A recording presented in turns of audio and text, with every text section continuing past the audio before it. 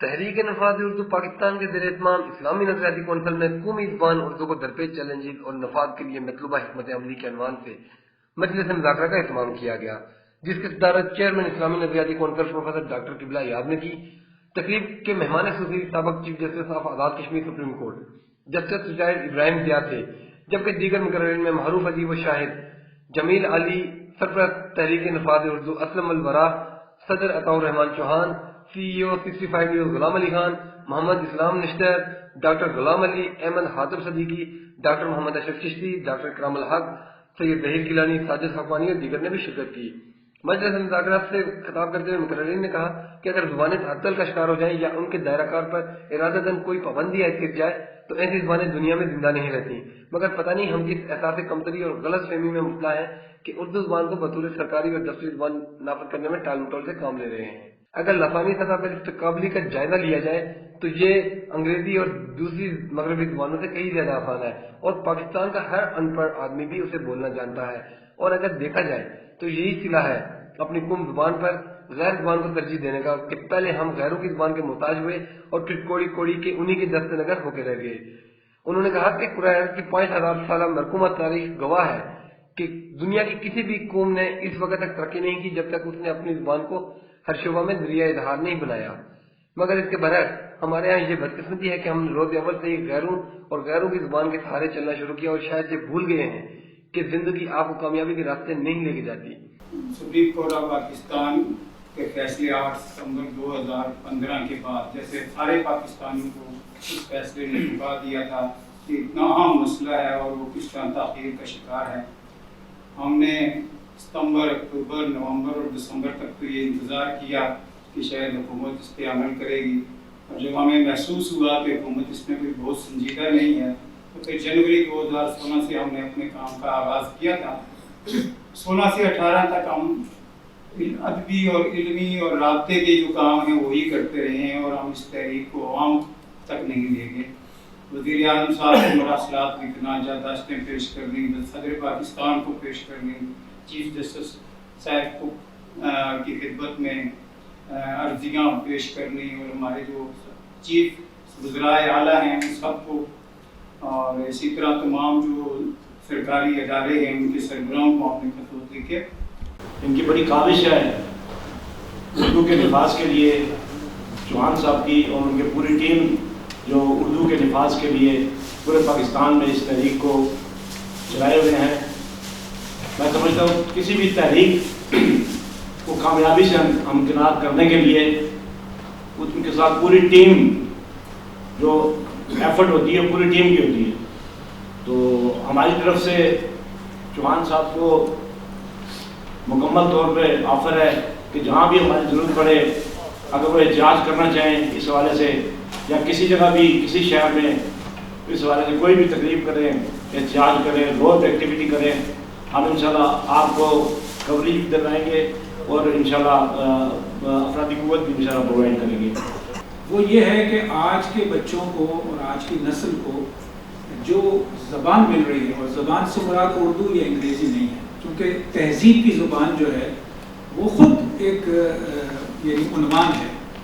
کہ اگر آپ کہتے ہیں کہ مین از اے سوشل اینیمل اور آپ ساتھ ہی بچے کو یہ بھی بتا دیتے ہیں کہ انسان ایک سماجی حیوان ہے، تو یہ دو مختلف زبانیں ہونے کے باوجود دراصل ایک ہی زبان ہے۔ ہمیں 6 کلمے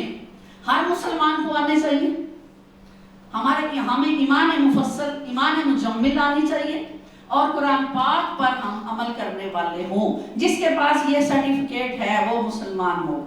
جیسے ابھی آپ کسی ممالک میں چلے جائیں تو وہ اپنی زبان میں بات کرتے ہیں، وہ کبھی بھی کسی اور کی زبان میں بات نہیں کرتے اور اس پر فخر نہیں محسوس کرتے کہ میں اس کی زبان میں بات کر رہا ہوں، یا کہ وہ میرا مہمان ہے میں اس کی زبان میں نہیں۔ تو ہمیں یہ کیوں نہیں لاگو کہ ہم ہماری مادری زبان اردو، قومی زبان اردو، ہمارے قائد اعظم نے جب پاکستان بنایا تو اس وقت انہوں نے کون سے الفاظ انگلش میں کہے، بتائیے گا مجھے۔ سب سے بڑی رکاوٹ ہے وہ ہمارے جو اعلیٰ افسران ہیں، کیونکہ وہ نہیں چاہتے کہ ان کے اور جو ان کے نیچے محتاط ہیں ان میں جو تفریق ہے وہ یہی انگریزی زبان ہے، اور وہ نہیں چاہتے کہ ہم اس میں وہ اکٹھے ہوں، یہ ہمارے برابر ہیں۔ یہ قوم کی اردو کا مسئلہ نہیں ہے. اردو تو لکھنؤ میں بھی بولی جاتی ہے, ہم سے زیادہ ہندوستان میں اردو بولی جاتی ہے. مسئلہ ایک قوم کے بحیثیت قوم دنیا میں باقی رہنے کا, قوم بننے کا. آپ نے بھی دیکھا نہیں کہ کل کی بات ہے 5 اگست کو انڈیا نے مقبوضہ کشمیر پہ قبضہ اپنا قانونی جمایا ہے, اور پچھلے ماہ اس نے جو اہم اقدام کیا کہ ہندی کو وہاں پہ سرکاری زبان کے طور پر نافذ کیا. جن قوموں نے ترقی کرنی ہے وہ جانتی ہیں کہ زبان کی کیا اہمیت ہے. انہوں نے وہاں پہ ہندی کو زبانی قومی زبان کے طور پر نافذ کر دیا آکوپائڈ کشمیر میں, مقبوضہ کشمیر میں. یہ قوم کی وہ جانتی ہیں اس کی اہمیت کیا. ہر گزرنے والے یا ہر آنے والے چیلنج کے ساتھ ان کا کام جو ہے وہ بڑھ رہا ہے, اور اس کی اہمیت تحریک نفاذ اردو کی اہمیت بڑھ رہی ہے. میری تجویز یہ ہوگی کہ اس وقت جو اردو کے لیے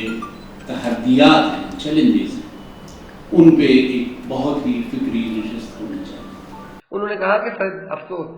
کہ اپنے پاؤں پر چلنے کے بجائے کئی برسوں سے ہم ایک ہی سبق پڑھایا جا رہا ہے کہ انگریزی سیکھے بغیر ترقی کرنا ناممکن ہے.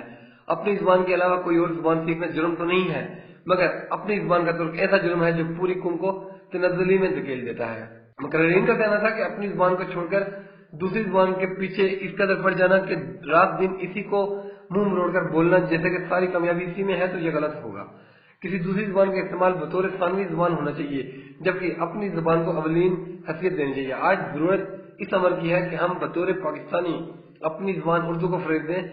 اور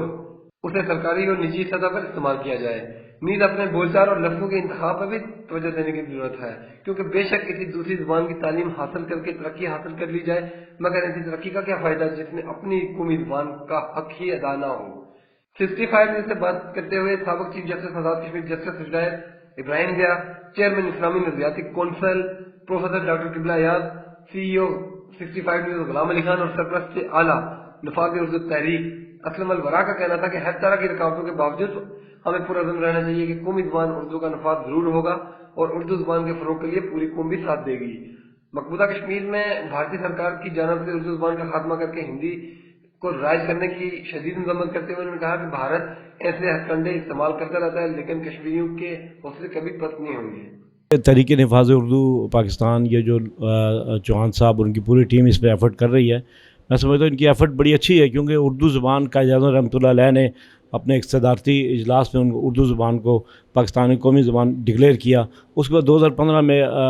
سپریم کورٹ کی طرف سے اردو کے نفاذ کے آرڈر ہوئے, لیکن اس میں سب سے بڑی رکاوٹ یہ نظام ہے, کیونکہ جیسے نظام کی بات اندر دیگر لوگ بھی کر رہے تھے, تو یہ نظام جو اس تمام عوام کے بنیادی حقوق میں بھی رکاوٹ ہے. لوگوں مسلسل 1 سال سے زائد وہاں پہ جو ہے وہ مکمل لاک ڈاؤن میں بند ہے گھروں میں, اور ان کی مرضی کے خلاف جبر کے طور پر فوج کے طور پہ وہاں ہندوستان سے لوگوں کو لا کے ڈومیسائل دے کے آباد کیا جا رہا ہے, تاکہ وہاں مسلمانوں کی جو آبادی کا تناسب ہے اس کو وہاں تبدیل کیا جائے, اور وہاں جو RSS کے گنڈے ہیں ان کو لا کے وہاں کی لوکل آبادی کو جو ہے وہ ظلم اور ستم کا شکار کر کے ان کی آواز کو دبایا جا سکے. اسی سلسلے میں انہوں نے وہاں پہ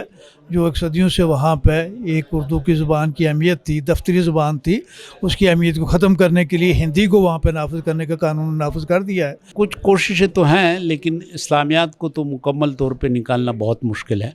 اس کی وجہ یہ ہے کہ یہ آئین میں ہے کہ BA کی ڈگری جو ہے وہ اس وقت تک نہیں ملتی جب تک پاکستان اسٹڈیز اور اسلامیات کو پاس نہ کیا جائے. تو یہ کوششیں کچھ لوگ شاید کر رہے ہیں, لیکن یہ کامیاب نہیں ہو سکتی. اور اگر کہیں پہ کوئی کوشش ہے تو یہ ہم سب کا فرض ہے کہ ہم اپنے طور پہ اسلامیات, اردو, معاشرتی علوم ان کے فروغ کے لیے اپنی کوششیں جاری رکھیں. بعض لوگ اسے سمجھتے نہیں ہیں کہ نفاذ اردو سے کیا مراد ہے. نفاذ اردو کے ذریعے عوام کو باخبر بنانا ہے, بااختیار بنانا ہے, اپنے حقوق و ذمہ داریوں سے آگاہ کرنا ہے. جو سرکاری پالیسی ہیں, قوانین ہیں, قواعد ہیں, طریقہ کار ہے, ان سے جب تک عوام روشناس نہیں ہوں گے تو وہ اس پہ کس طرح عمل کریں گے. تو اس لیے ہم یہ چاہتے ہیں کہ اردو زبان میں یہ تمام جو سرکاری دستاویزات ہیں وہ عام کی جائیں, تاکہ عام آدمی ان قوانین کو سمجھ سکے اور اس پہ عمل درآمد کر سکے. یہ زبان کا لسانی مسئلہ نہیں ہے، یہ عوام کے بنیادی حقوق کا مسئلہ ہے. انہیں بر وقت اور مستند درست سرکاری معلومات تک رسائی کا مسئلہ ہے، جس کی گارنٹی آئین میں دی ہوئی ہے. کیمرہ مین ذیشان ملک کے ساتھ سید عمر گردیوی، 65 نیوز، اسلام آباد.